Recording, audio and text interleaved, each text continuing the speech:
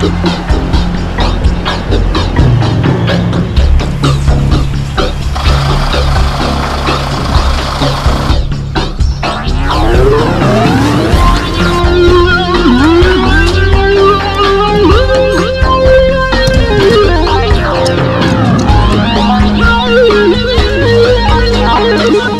everybody in Germany.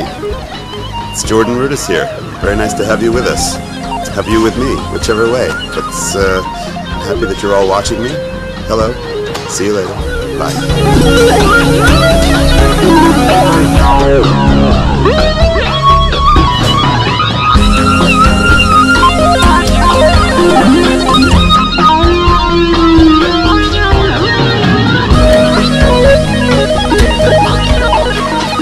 How you doing? I'm Bert Baldwin. I'm doing lights and video and all this kind of good stuff.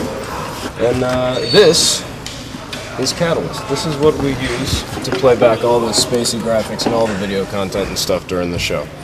This, of course, is the lighting board. This is the hog, and this triggers everything. So this is what my hands are actually on during the show.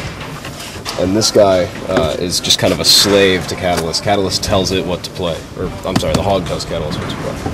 So we'll go here, and you see Root of All Evil, and then we've got the intro video cue right here. So when I hit the go button, we hit the intro video cue, and you see that Catalyst here has started playing the Balls intro, which you guys are probably familiar with by now.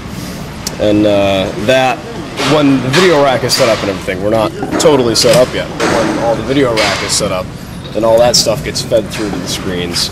And all that good stuff. And then all the camera cuts and all that are also completely programmed into here, so it's all automated. But there you go. That's the basic quick and dirty. Greetings everyone from the mirror. This is James Labrie, and welcome to this personal tour and discussion, and let's have fun with it. So here we go. I'm going to show you guys right now what the setup for tonight. We are in Dusseldorf. This is my table. This is where I put my thermoses and my water, and then I grab these little doodahs, you know, throughout the night when there's any kind of moment during the concert that might entail me accompanying the guys during an instrumental section or whatever. And obviously here's the Munster drum kit that Mike plays on. I don't know, I personally get lost. And then over here, oh my God, we have our keyboard extraordinaire. Jordan has introduced me to a new kind of friend of mine. Basically, Jordan has me now accompanying him on songs such as, you know, like an Octavarium, during the Octavarium, the whole intro part, and then during In the Name of God. And I'm playing, and we have it numbered, basically, so that I can, I'm keeping my hand here because I definitely do not want you to see something here. Okay? So, but anyways, yeah, so Jordan and I have kind of coordinated these efforts to have me accompany him during certain songs. And we gotta go away from here. I can't let you guys see that. Anyways, and then, well, we got, you know, John Mayung. He usually hangs right here. His rig's over there. And, you know, he usually hangs out when he's not doing anything. He'll there's a little couch set up for John every day. He has to have a little seat and rest his tired legs and fingers, so to speak. So it's kind of cool, you know. One day he just showed up. No, guys, I got your couch if you want to sit down. It's like, no, I'm okay. If I sit down, I'll never get up. As you can see, our LD, Bert Baldwin, is working on, you know, they're always constantly focusing. Wait, Bert! Thank you! And this is the hall that we're playing tonight, the Phillips Hall, which is a great place. We've played here several times, and each time that we played here, it's been incredible. Well, obviously, the odd time you might have a cheat sheet for a lyric, and in this case, it's the very first song that was ever written by Dream Theater.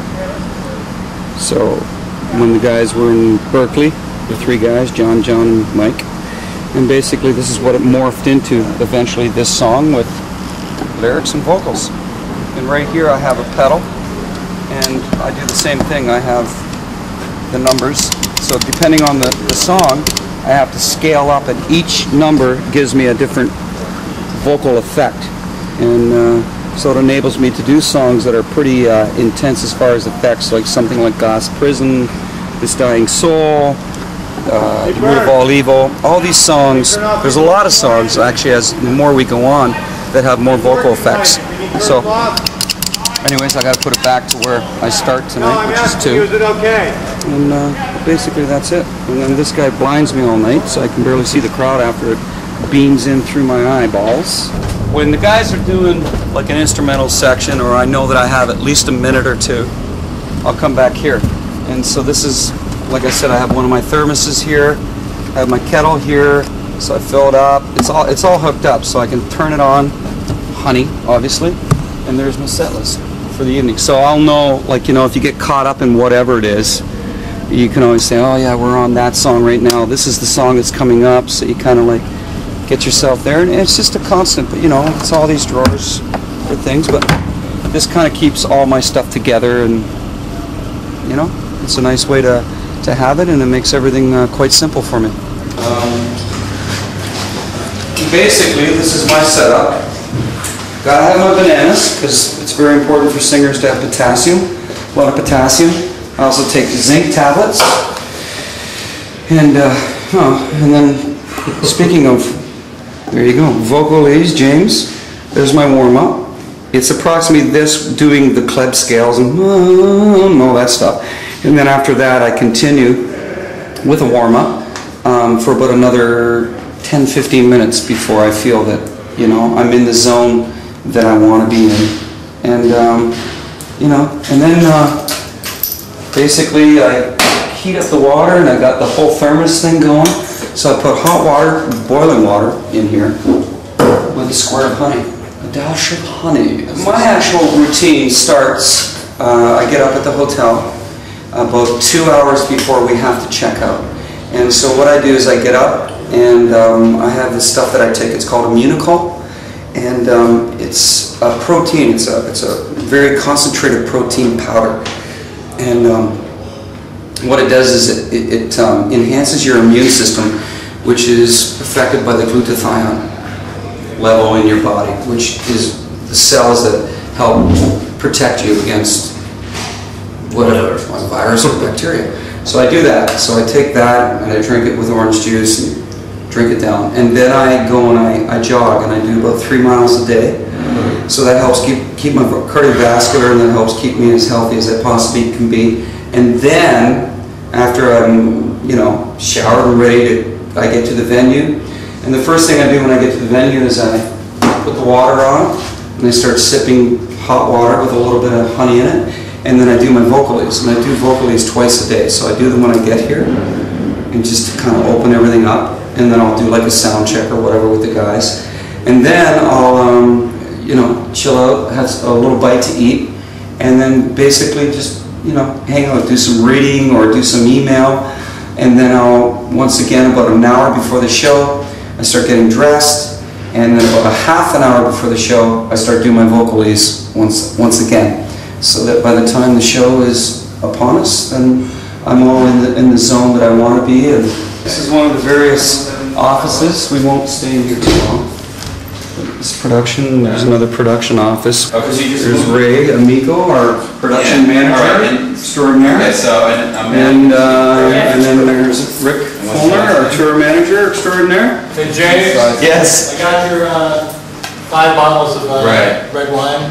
Oh yeah, and that's the other thing. Rick is really out to destroy me.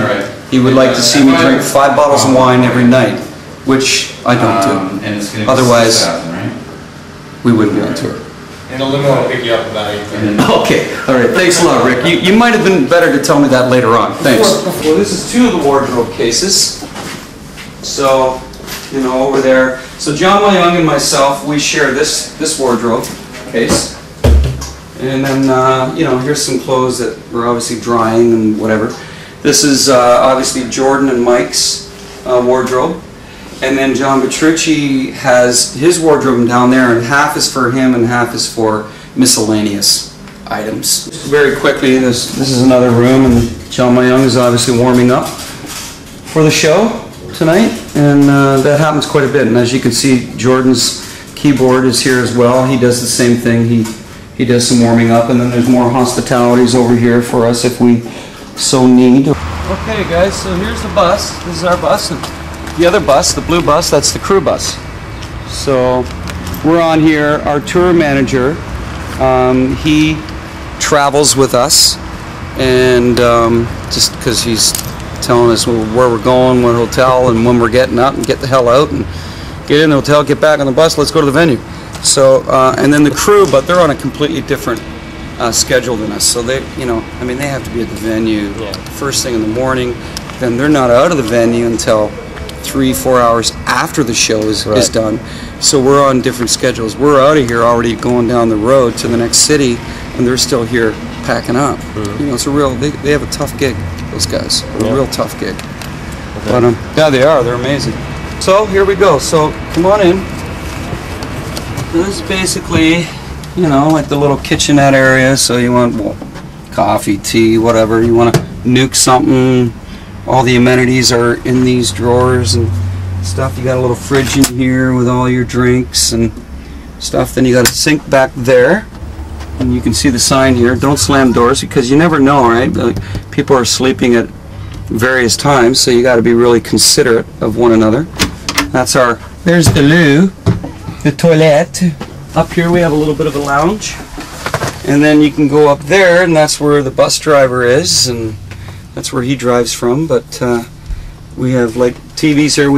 I think he's got something like 200 DVDs on board here, so we want to watch movies. So we'll go upstairs. This is another lounge that we hang out in, and there's a TV and stereo. Here's our bunk area.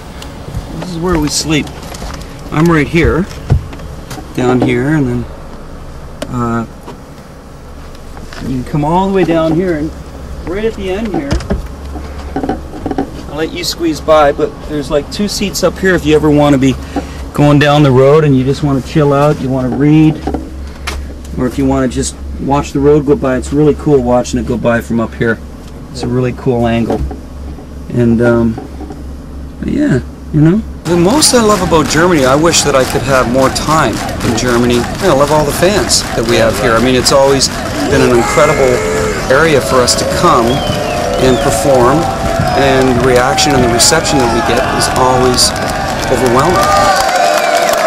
Ich bin Frauke und ich hoffe, dass heute ein super Abend wird, weil ich habe eigentlich noch keine Ahnung, weil ich noch nicht lange Dream Theater Fan bin, aber ich hoffe, es wird geil. Dream Theater rocks! Dream Theater rocks! Das ist mein erstes Dream Theater Konzert. Leider bis jetzt hatte ich noch nicht die Gelegenheit hier hinzukommen, aber ich finde Dream Theater persönlich total abgefahren geil.